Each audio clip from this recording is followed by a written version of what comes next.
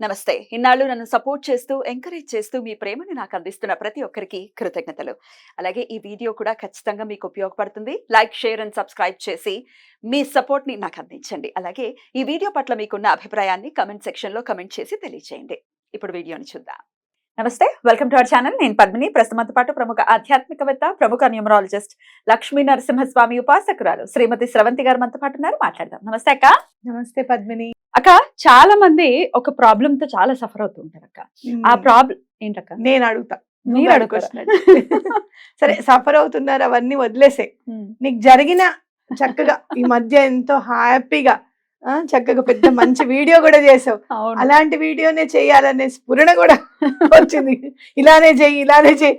ఎంత స్క్రిప్ట్ రాసినా అరే పద్మిని రాసినట్టు లేదు, ఇంకా బాగా రాయంటున్నారు బాగా.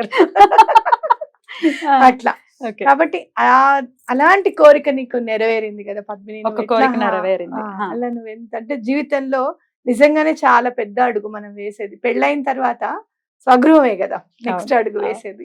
ఒకటి ఇది, రెండోది ఇది. ఒకటి పడితే రెండోది పడుతుంది, కానీ చాలా నెమ్మదిగా పడుతుంది. ఆ అడుగు పడడానికి నీకు ఎలా భగవంతుడు ఎలా సహాయం చేశాడు చెప్పాలి. ఖచ్చితంగా భగవద్ అనుగ్రహం, అందులో ఎటువంటి సందేహం లేదు. కానీ ఈ అడుగు పడటం కూడా ఇంకా బలవంతంగా స్వామి వేయించేశాడు అంతే. అందులో అసలు మనం ప్లానింగ్ కానీ ఏమీ లేదు. సో మీ అందరి ఆశీర్వాద బలం కూడా ఖచ్చితంగా, ప్రత్యేకించి మీకు చాలా చాలా కృతజ్ఞతలు. ఎందుకు అనంటే ఫస్ట్ టైం జీవితంలో గాణగాపురం వెళ్ళటం, మనమే కలిసి వెళ్ళాం లత గారు ఆధ్వర్యంలో యాత్ర వెళ్ళినప్పుడు మీరు కూడా వచ్చారు, తీసుకెళ్లారు ప్రత్యేకించి. అయితే ఆ రోజు గాణగాపురంలో దర్శనం అంతా అయిపోయిన తర్వాత మీరే దగ్గరుండి కొబ్బరికాయ కూడా కొని దానికి పూజ చేయించి దండం పెట్టుకో అంటే, ఏం దండం పెట్టుకుంటా, నేనేం పెట్టుకోను, నాకేం కోరికలు లేవు అని అంటే లిటరల్లీ అక్కనే నన్ను సొంత ఇల్లు అవ్వాలని దండం పెట్టుకో అని చెప్పి గదమాయించి మరీ దండం పెట్టుకో నేను మొక్కుకునేలాగా చేశారు. నాకైతే అంటే నాకు తెలుసు కదా what all I'm going through అనేది నాకు తెలుసు. That is not a joke. ఇల్లు కట్టుకోవటం అనేది ఏం చిన్న విషయం. ఇల్లు కట్టి చూడు, పెళ్లి చేసి చూడు అని అంటారు కదా పెద్దవాళ్ళు. That is 100% true. అది అందులో ఇంకెటువంటి సందేహం లేదు. అయితే మన పరిస్థితులు మనకు తెలిసినప్పుడు ఇల్లు అవ్వాలి అని, అవ్వని ఎందుకు మనం కోరుకోవాలి అనే ఒక థాట్ ప్రాసెస్. కానీ మీరు చెప్పిన విషయం, ఈశ్వరుడు తలుచుకుంటే ఎంతసేపు అని కూడా అన్నారు ఆ రోజు. నాకు పాయింట్ టు పాయింట్ గుర్తుంది ఆ రోజు. సో శిఖరాన్ని చూస్తూ దండం పెట్టుకో, అది ఇంట్లో పెట్టుకో, ఖచ్చితంగా అవుతుంది కోరిక అని అన్నారు. స్వామి అనుగ్రహం, గురువు అనుగ్రహం ఉంటే అటు పెళ్లి, ఇల్లు, బంగారం, ఏది వాట్ నాట్ అన్నట్టుగా అలా తీసుకొచ్చి ఇంట్లో పెట్టుకున్నాను ఆ కొబ్బరికాయని. అంతే. అసలు ఏం జరిగిందో, ఎలా జరిగిందో, 1 week లో అడ్వాన్స్ ఇవ్వటం ఏమిటి, డబ్బుల సమకూరటం ఏమిటి, ఫస్ట్ అరుణాచలం గిరి ప్రదక్షిణ ఒకటి, ఫస్ట్ బేస్మెంట్ అది, గాణగాపురం దర్శనము, ఆ కొబ్బరికాయని తీసుకురావటము, ఇంట్లో పెట్టుకోవటం, దండం పెట్టుకుని ఇంట్లో పెట్టుకోవటము, అసలు అదంతా ఒక అసలు మెరాకిల్ లాగా లైఫ్ లో జరిగిపోయింది. అసలు విత్ నో టైం అసలు అలా తీరిపోయింది కోరిక. సో చాలా చాలా సంతోషం. ముందు ఈ కృతజ్ఞతలు, ఈ గ్రాటిట్యూడ్ అంతా కూడా యూనివర్స్ కి, దత్తాత్రేయ స్వామికి సమర్పిస్తున్నా. తప్పకుండా అదంతా కూడా ఎందుకనంటే ఎప్పుడైనా కూడా ఇల్లు కట్టుకునే విషయంలో కానీ, ఏదైనా కోరిక నెరవేరాలి అని అనుకుంటే కనుక వెన్ను తట్టి ప్రోత్సహించే వాళ్ళు అది చాలా ఇంపార్టెంట్ వర్క్. ఎందుకంటే నిన్న ఆ రోజు ఎందుకనంటే అవుతుందా అక్క అసలు అని అంటే, ఎందుకు అవ్వదు, తప్పకుండా అవుతుంది అంటే స్వామి దగ్గర ఉన్నాం మనము. ఆ దత్తాత్రేయ స్వామినే అట్లా అనిపించాడు నా చేత అని ఖచ్చితంగా చెప్పుకోవచ్చు. అండ్ మోర్ ఓవర్ ఎవరినైనా భుజం తట్టి ఈ పని చెయ్యండి అని అంటే ప్రకృతి కూడా ఎంత చక్కగా సహకరిస్తుంది. అది ధర్మమైన కోరిక అని అంటే నేను చాలా సార్లు చూసాను. ఎందుకనంటే ఎవరైనా వేరే వాళ్ళ గురించి మనం దండం పెట్టుకుంటే పద్మిని చాలా ఫాస్ట్ గా అయిపోతుంది అనమాట, ఈజీగా అయిపోతుంది ఆ వర్క్.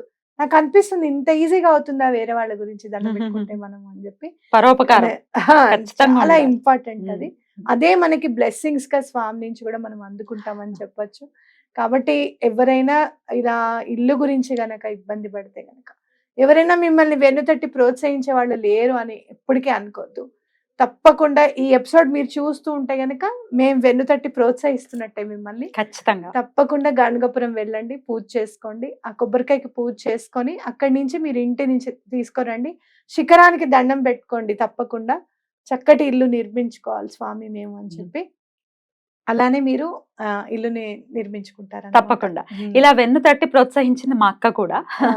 ఫస్ట్ అదే అసలు ఎలా అయినా నేను దానికి చెప్పేదాన్ని అనమాట. అవ్వదు కదా, ఇలా ఉంది పరిస్థితులు, ఏం కాదు, ఆల్రెడీ దూకి ఉన్నావు, నిండా మునిగినోడికి చాలేంటి, ఏమీ కాదు, కట్టగలరు, ఇప్పుడే this is the right time, తీసుకో తీసుకో తీసుకో. పాపం నేను చూసాను ఫంక్షన్ రోజు కూడా కావలించేసుకుంది చాలా సేపు, అసలు చాలా సంతోషపడింది చాలా. నాకు ఇల్లు అమరాలి అని చెప్పి చాలా త్రికరణ శుద్ధిగా అది చాలా కోరుకుంది, దాని వల్లనే సాధ్యపడింది అని అనుకుంటాను నేను డెఫినెట్ గా. అలాగే మా అమ్మగారి సపోర్ట్ డెఫినెట్ గా, ఫ్యామిలీ సపోర్ట్ లేకుండా ఇట్ ఈస్ నాట్ పాసిబుల్. అవునవును, అందరికీ ఉండదు. ఇప్పటికే ఖర్చుల్లో ఉన్నావు, జాగ్రత్త అని ఆపేవాళ్ళు ఉండొచ్చు, లేదా ఎందుకు ఇది కన్నాళ్ళు ఆగి పెద్దిల్లు కొనుక్కోవచ్చు కదా అని అనేవాళ్ళు ఉండొచ్చు, అలా కూడా అనుకోవచ్చు కదా. కాబట్టి అలాంటిది ఏం లేకుండా చక్కగా స్వామి అనుగ్రహించారు. చాలా సంతోషం అనిపించింది. థ్యాంక్ యూ అక్క. సో మరి మన కుటుంబ సభ్యులు అంటే కుటుంబ సభ్యులు వాళ్ళందరూ కూడా, సో అందుకే రికార్డ్ చేయించాను. కానీ అక్కడ ఏం మాట్లాడలేకపోయాను, అంత హడావిడి అయిపోయింది, అక్కడ ఏం మాట్లాడలేకపోయాను. బట్ ఇప్పుడు మాట్లాడిన సందర్భం వచ్చింది కాబట్టి ఆ వీడియో కూడా ఇప్పుడు ఒక్కసారి ప్రేక్షకులకు చూపిద్దాం. తప్పకుండా. అలాగే స్వామిని మీరు తప్పకుండా దండం పెట్టుకోండి.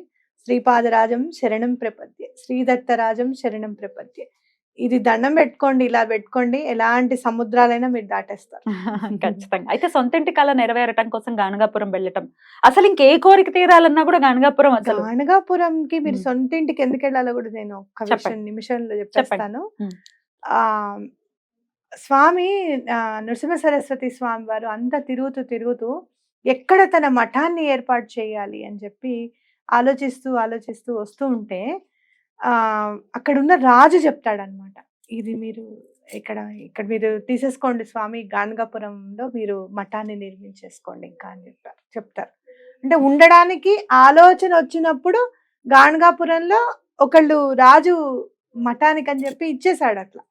అలా అంటే ఆయన సంకల్ప మాత్రం చేత ఆయన ఎక్కడికి రావాలో అక్కడికి రావడము, అక్కడ ఏర్పాటు చేసుకోవడం అంతా జరుగుతుంది.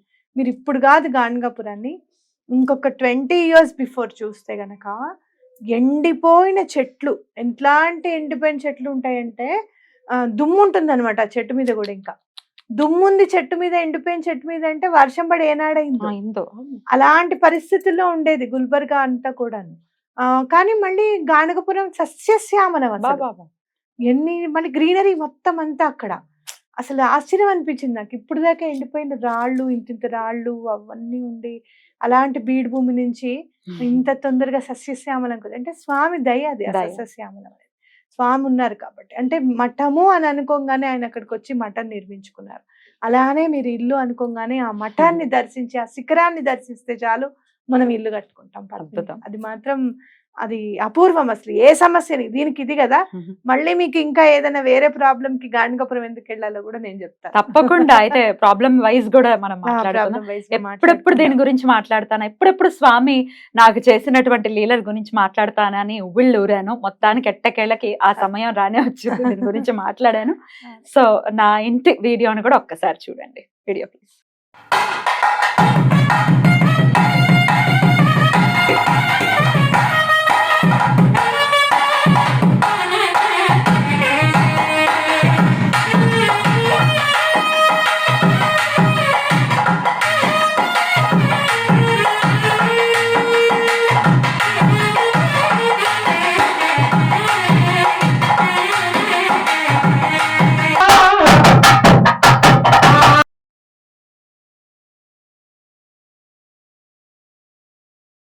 अयं मुहूर्तस्य मुहूर्तोऽस्तु। एतत् मुहूर्तकाले सूर्यादीनां नवानां ग्रहाणामत्यन्त आनुकूल्यता फलसिद्धिरस्तु। बाबू भजन्त्री लापण्डम्मा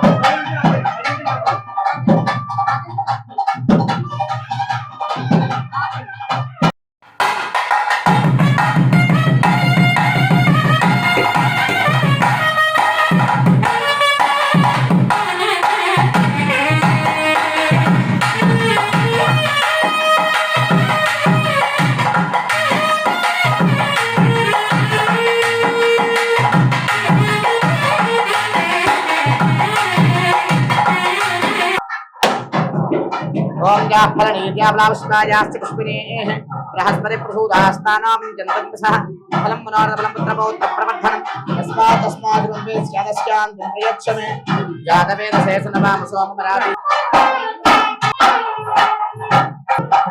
అశ్వపూర్వామృతమ అక్కడ పెట్టేసి అక్కడ పెట్టి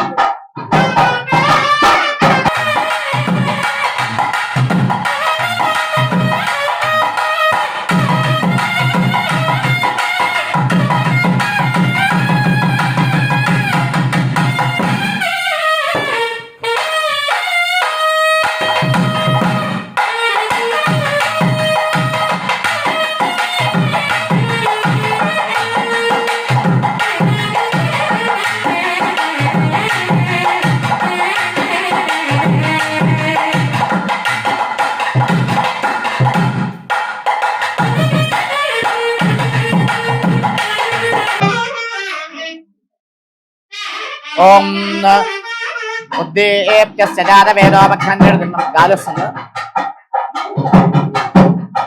ఉద్దేప్యస్య జాతవేదోపఖ్యాన్నిర్దిమ్మ వదోత్యమఖ్యమావహ జీవనం చ దిశో దిశ ముందు వెలిగించాడు ఇది వెలిగించాడు అయం దేవతాభ్యో నమః తర్వాత అది ఇది ఇది తూర్పు సమాప్తి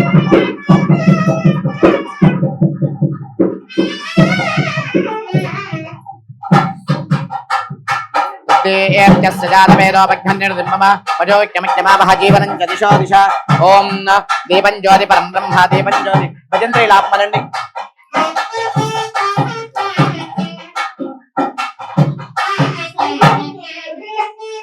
ఓం చెప్పండి దీపం జ్యోతి పరం బ్రహ్మ దీపం జ్యోతి పరం తపః దీపేన సాధ్యతాదేవి దీపదేవ్యై నమో నమః దీపరాజాయ విద్మహే స్వప్రకాశాయ ధీమహి తన్నో జ్యోతిః ప్రచోదయాత్ ఓం దీపరాజాయ నమః తం పృథివీ తత్వాప్నే గంధం పరికల్పయామి అం ఆకాశతత్వాప్నే పుష్పం పరికల్పయామి యం వాయు తత్వాప్నే ధూపం పరికల్పయామి తం తేజస్తత్వాప్నే దీపం పరికల్పయామి ఒక పుష్పం 2 అక్షతలు దీపమూలంలో పెట్టి నమస్కారం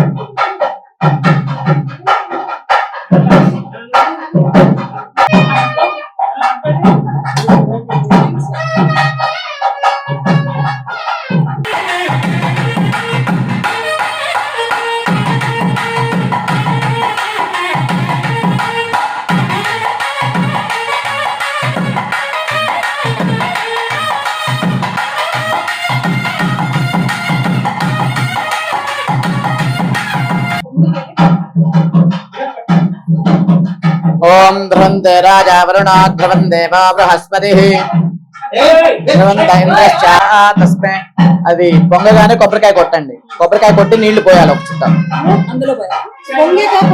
పొంగాక కొట్టాలి ఏంటండి ఒక చుక్క వేయాలి ఒక చుక్క వేయాలండి ఒక చుక్క వేయాలి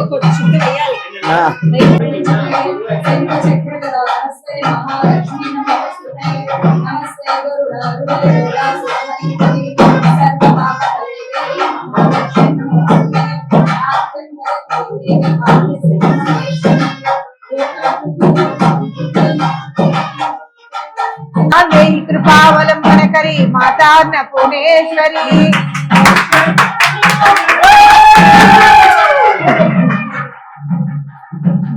దృశ్య విభూతి వాహన బ్రహ్మాండ బాండోదరి లీలా నాటక సూత్రకే